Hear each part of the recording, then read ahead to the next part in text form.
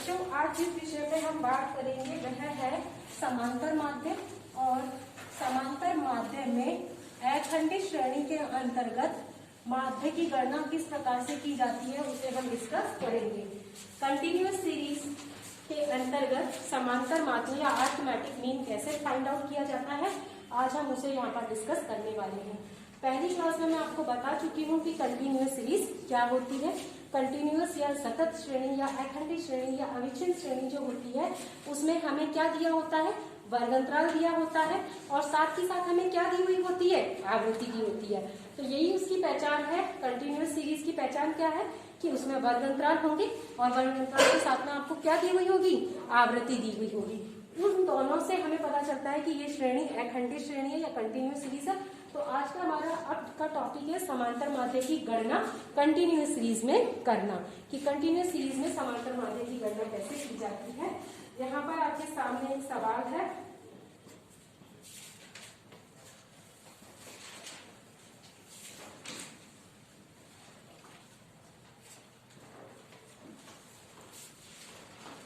सवाल है जिसमें वर्गांतराल दिया है 0 से 7, 7 से 14।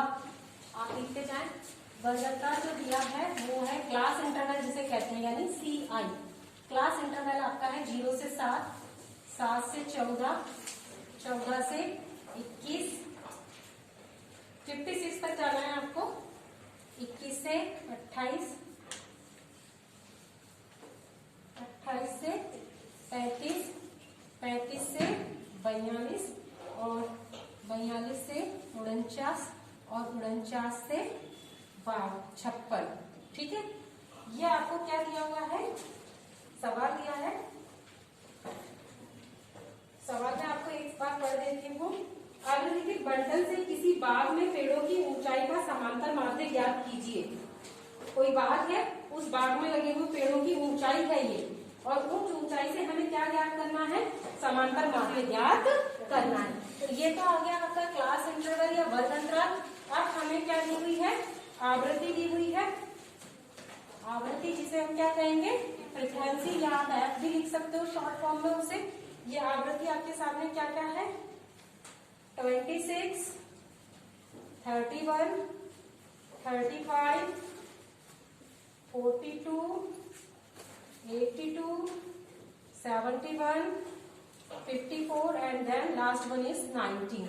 ठीक है, ये सवाल आपके सामने है कि कोई एक बाग है, उस बाग में लगे हुए पेड़ों की ऊंचाइयां इस प्रकार है और इससे आपको उस बाग में लगे पेड़ों की औसत ऊंचाई या फिर हम कहें माध्य ऊंचाई की गणना करनी है। सवाल समझ में आ गया।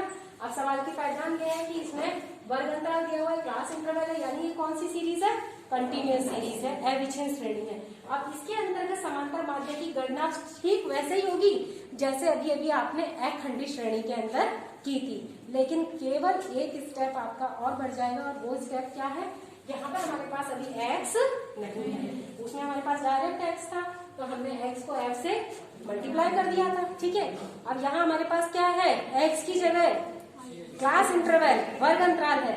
तो अब इस वर्गांतराल से हमें क्या करना होगा, x फाइंड आउट करना होगा। ठीक है, अब x को फाइंड आउट करने के लिए आपको क्या करना है, ये वर्गांतराल है, इसकी ये निचली सीमा है और ये ऊपरी सीमा है। तो निचली सीमा में ऊपरी सीमा को जोड़ करके आपको क्या करना है, 2 का भाग लगाना है। इसको कहते हैं L1 और इसको कहते हैं L2। ठीक है, तो आपको x ज्ञात करना है। तो यहाँ पर आप देख लीजिए शॉर्ट में, x का फार्मूला क्या है, L1 प्लस L2 अपॉन में 2। तो L1 की वैल्यू वहां पर क्या है, 0 प्लस L2 की 7 अपॉन में 2। 7 को डिवाइड करेंगे 2 से तो कितना आ जाएगा, 3.5, यानी कि हमारा x इसका कितना होगा, 3.5। यहाँ तक किसी को कोई दिक्कत है। अब इसको देखो, 7 में 14 जोड़े 21, 21 को 2 से डिवाइड कर दो तो कितना आ गया, 10.5। और दूसरा इसका इजी मेथड ये है कि आपने ये तो लिख दिया, अब आपको ये पता है कि यहाँ पर इंटरवल कितने का आ रहा है, दोनों संख्याओं के बीच में अंतर कितने का है, 7 का। तो अब आप ये करते रहो, 3.5 में 7 जोड़ दो 10.5, 10.5 में 7 जोड़ दो 17.5, 17.5 में 5 जोड़ दो, ओ सॉरी 7 जोड़ दो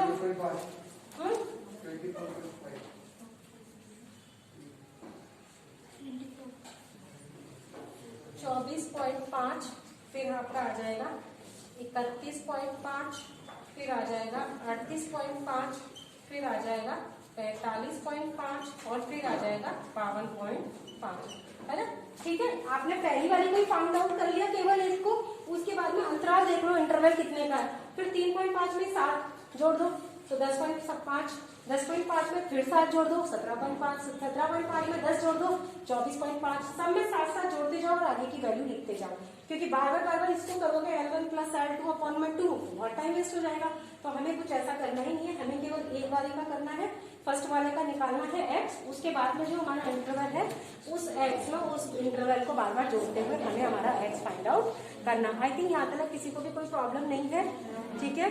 तो अब हमारा नेक्स्ट स्टेप, अब हमारा पूरा सवाल वही होगा जो हमने अभी किसमें किया था, कंडीशन में किया था। अब हमारी ये क्या है f और ये हमारा क्या है x, तो हम क्या करेंगे f इंटू x, f को क्या करेंगे x से गुणा कर देंगे, ठीक है। अच्छा, अगर आपको समझना है तो एक बार सवाल भी समझिए कि उस बाग में 26 पौधे ऐसे हैं जिनकी ऊंचाई 0 से 7 सेंटीमीटर के बीच में है, 31 पौधे ऐसे हैं जिनकी ऊंचाई 7 से 14 है, मीटर सेंटीमीटर जो भी सवाल में आपके दिया होगा वो आपको मानना है।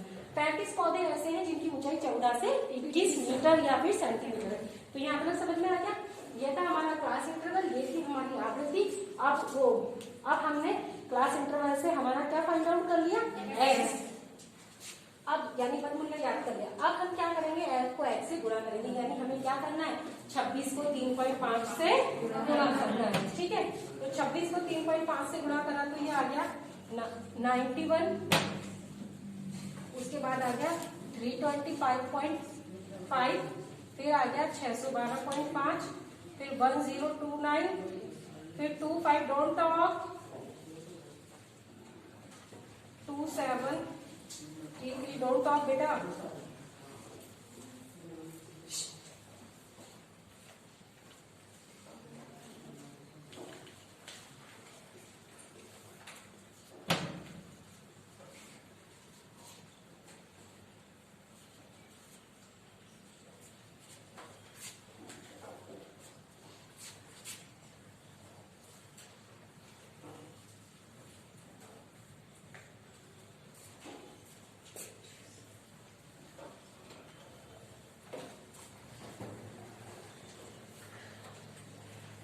यहाँ तक किसी को कोई दिक्कत है? आ गया समझ में? हमने क्या करा, 26 को 3.5 से मल्टीप्लाई किया 91 आ गया, 31 को 10.5 से मल्टीप्लाई किया 325.5 आ गया, 35 को 17.5 से मल्टीप्लाई किया 612.5 आ गया।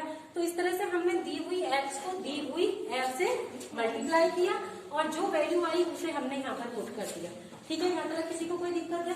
अब हमारा वही चलेगा, केवल यहाँ एक स्टेप हमारा यही पड़ा था कि हमें x निकालना पड़ा था। अब हमारा फार्मूला वही होगा x बार। अच्छा, उसके बाद हमने क्या करा, f का योग कर लिया जिसे हम सिग्मा f कहेंगे या फिर हम उसे नंबर ऑफ आइटम यानी n भी कह सकते हैं। उसके बाद में हमारा ये fx है, इस fx का हमने क्या कर दिया, जोड़, है ना, जोड़ कर लिया, तो वो हो गया सिग्मा fx। अब समांतर माध्य निकालने का फार्मूला यहाँ पर वो ही है, x bar is equal to sigma fx upon में n। तो अब x बार तो समांतर माध्य के लिए प्रयुक्त हो रहा है और सिग्मा fx किसके लिए प्रयुक्त हो रहा है, पदमूल्य और आवृत्तियों के गुणनफल के योग के लिए, ठीक है। तो ये है 10829 और n है यहाँ पर 360। तो हमारा जो आंसर आया है वह आया है 38.08।